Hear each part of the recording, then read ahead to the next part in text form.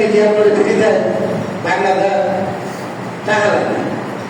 আল্লাহর কথা শুনে যেমন এই মানুষের মধ্যে যারা আপনার মসজিদে আসছেন তাদের মধ্যে অনেক মানুষ আছে যারা টাকা দেয় গান বাজনাকে, গান বাজনা যেখানে হয় সেখানে টাকা দিয়ে প্যান্ডেল করার জন্য টাকা পয়সা দিয়ে সহযোগিতা করে আছে। কারা কারা আছে হাত তুলে দেখা আমরা গান বাজনার সাথে জড়িত। এমন একটা সমাজ যেখানে থাকার কথা ছিল কোরআন তেলাওয়াত, তাই না? আস্তাগফিরুল্লাহ আস্তাগফিরুল্লাহ এই বলা কোরআনে যাবে মুসলিম। এই সমাজে থাকার কথা ছিল ফজরের নামাজের পর প্রত্যেকটা মানুষের হাতে কি কোরআন। এখন কোরআন নাই, মোবাইলে গান বাজনা আছে। এরপরও এই সমস্ত জাহির বললে যে জানাজা করে মাটি দিতে হয়, কি টাকা কি দায়বদ্ধতা আমাদের। যে বেটার মসজিদে আসে না, কোরআনের আদেশ মানে না, নিষেধ মানে না, আলেম ওলামাদের প্রতি যার মহব্বত নাই, এই লোকটা বললেও তারা জানাজা দিতে হবে। বলেন, যে লোকটা কোরআনকে মানতেই চায় না, দুনিয়ার স্বার্থে লাগামহীন ভাবে চলাফেরা করে, সেই লোকটাকেও আমাদের জানাজা করে মাটি দিতে হবে। অসভ্য কর্ম সূক্ষ্ম দুষ্ট অশ্লীলতা সমাজের মধ্যে ছড়িয়ে দেয় যারা, তাদের আর কিসের জানাজা?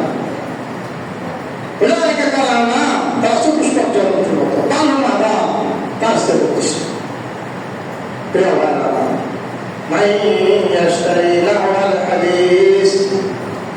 তারা টাকা পয়সা খরচ করে এই অনর্থক কথাবার্তা কিনে, কারণ নাকি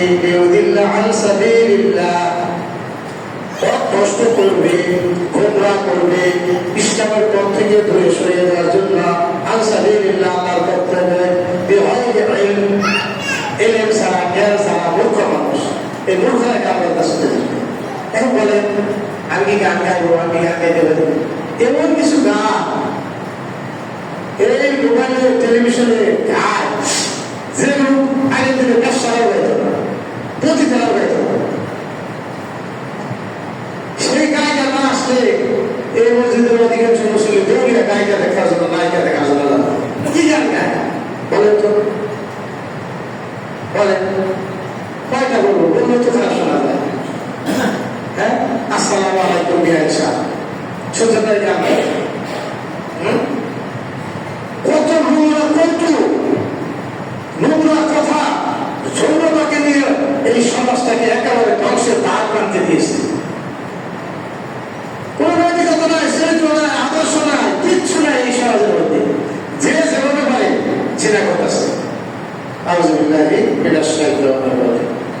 তো আমার ভাইয়া, লিউদিল্লা আলা সাবিলিল্লাহি বিগাইরি ইলম, ইলম ছাড়া, জ্ঞান ছাড়া, নলেজ ছাড়া, বুদ্ধি ছাড়া, বিদ্যা ছাড়া তারা এই গান বাজনার সাথে জড়িত। আপনি দেখেন এই সমাজে গানের আয়োজন কি করে, ওই মৌলবি জামাল ঘটনা মৌলবি ইমাম সাহেব বাবা দিছিল মাইকিং করার গাড়ি, তার চোখ প্রায় কানাই করে দিচ্ছিল, শুনছেন না? তা আমি দুটো কথা বললে আল্লাহ তো আমার চোখ কানা করে দেবে। আপনার ছেলে তো গানের সাথে জড়িত, আপনার ছেলে তো গান বাজায়, কোরআন নাই আপনার ছেলের মধ্যে, আমার ছেলের মধ্যে কোরআন নাই, তাহলে কি অবস্থা হবে? আপনারা কি মনে করেন যে বাবা মা মারা গেল, বাবা মার সম্পত্তি মারি সে ঠিক এমনি নাম কাস্তে মুসলিম জান্নাতে চলে যাবে, এটা মনে করেন? এইটাই তো আপনারা মনে করেন। না হলে যে পরিমাণ কথা খুব বলা হয়, কোনটা মানে না করা, কোনোটাই তো মানে না। এই আজকে দেখেন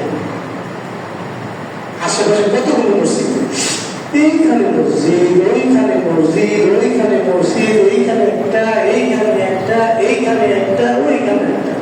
বলুন তো দেখি